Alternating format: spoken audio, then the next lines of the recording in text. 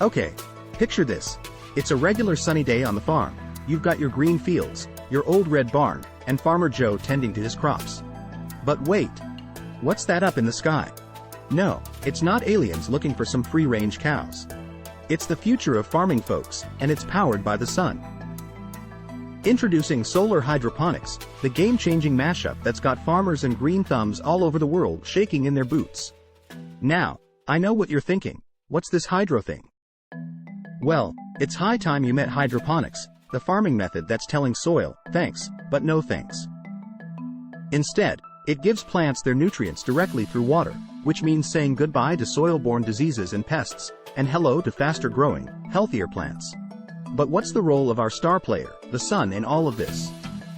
Well, here's where things get really spicy. Solar-powered hydroponic systems use the energy of the sun to power the whole shebang, from the water pumps to the LED lights. It's like putting our big, burning star to work in the greenhouse. And the benefits? Oh, they're sweeter than ripe strawberries.